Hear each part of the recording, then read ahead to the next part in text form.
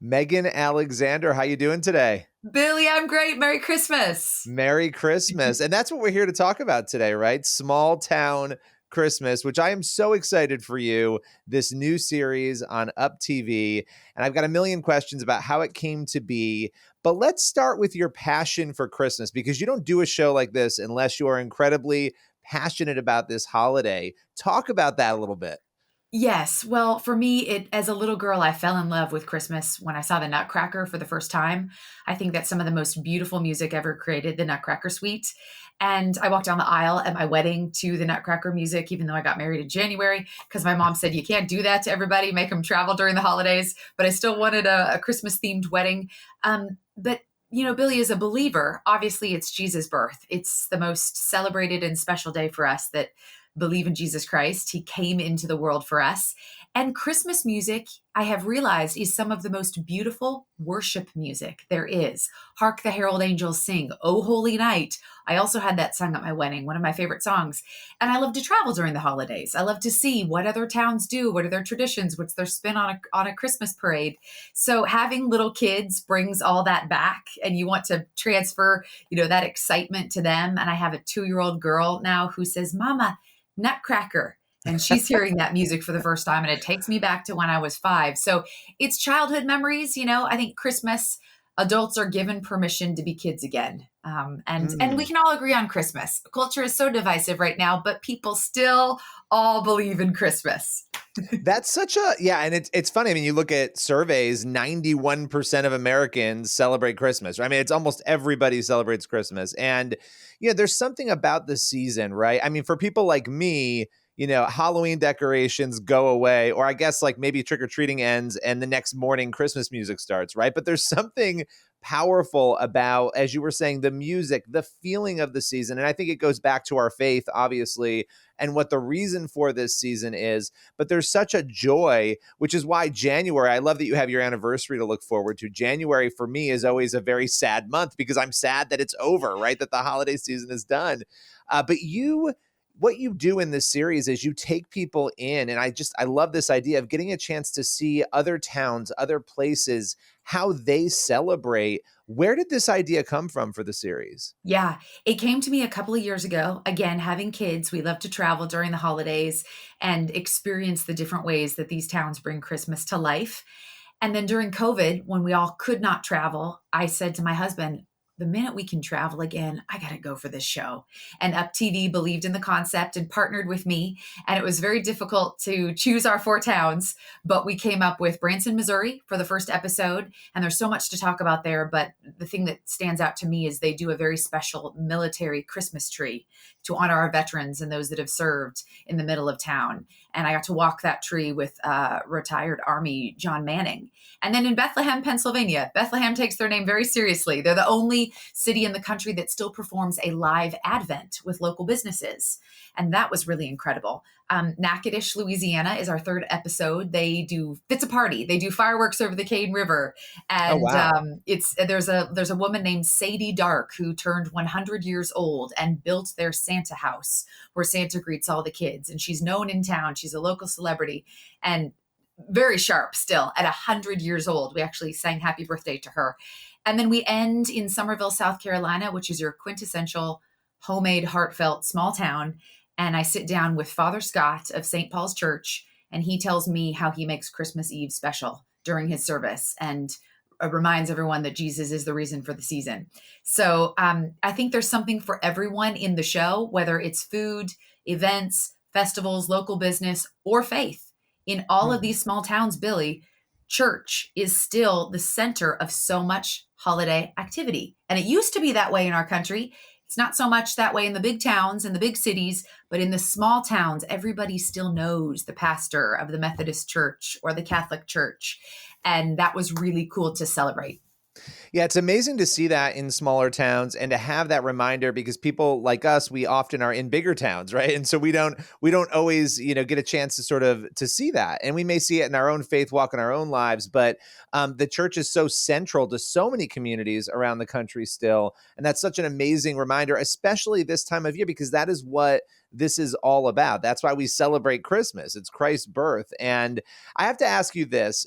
when you were going through these towns, and I don't want to spoil anything, but for you personally, was there anything where you walked away and you were like, wow, that's a tradition I need to implement for my family, or that's something I want to actually do? Did you discover anything new? Yes, so many times I thought, oh my gosh, what a great idea.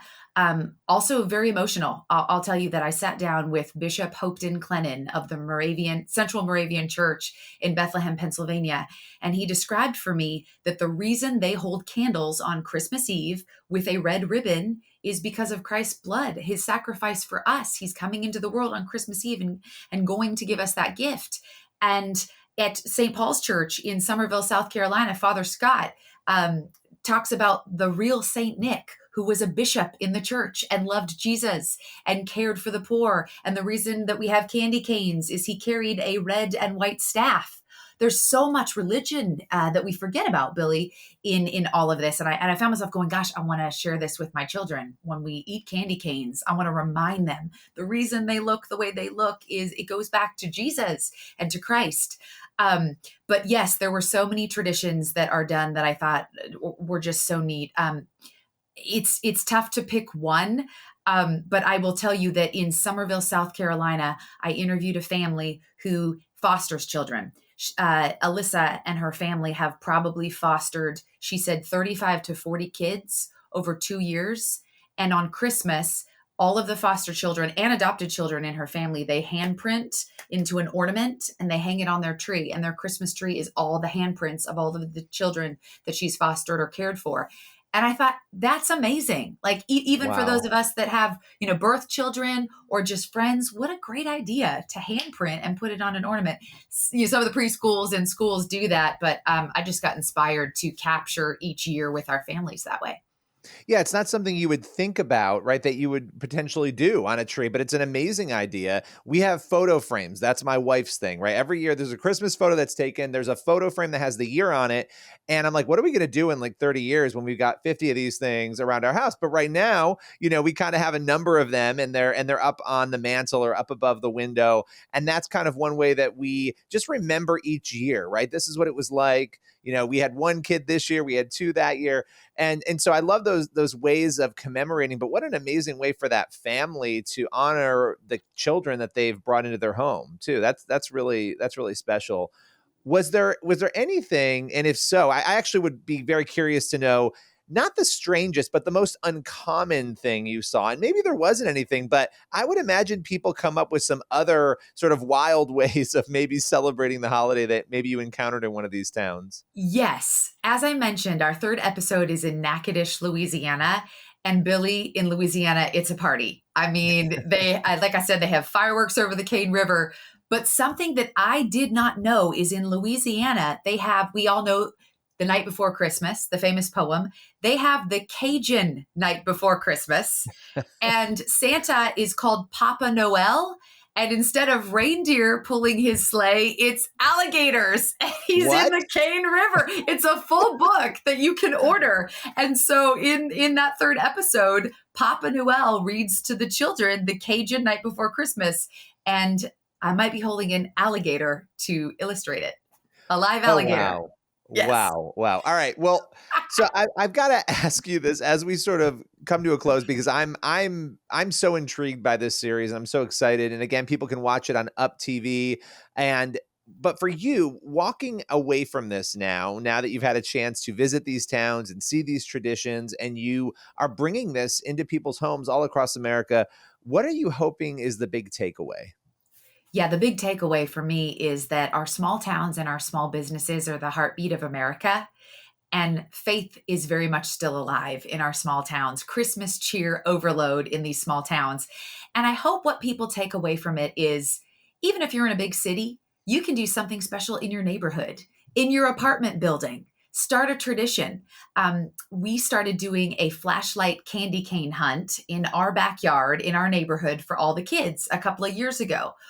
What could you do to bring that holiday spirit to your neighborhood and to just your friends? Again, I think we can do it in our neighborhoods, in our schools, in our apartment buildings. We can all bring that Christmas cheer, and you never know who you're going to meet. Like I said, people They have their guard up more than ever nowadays, but they're willing to still celebrate Christmas and let their guard down and have a cup of hot cocoa and sing a Christmas carol with you. So let's take advantage of that. Let's take advantage of that and bring that Christmas cheer and spirit to our own backyard. Well, thank you so much for bringing that cheer, bringing that spirit, and reminding us of what the real meaning of Christmas is. Megan Alexander, and the show is Small Town Christmas on Up TV. Thanks for joining us today. Thanks, Billy. Happy holidays. Merry Christmas.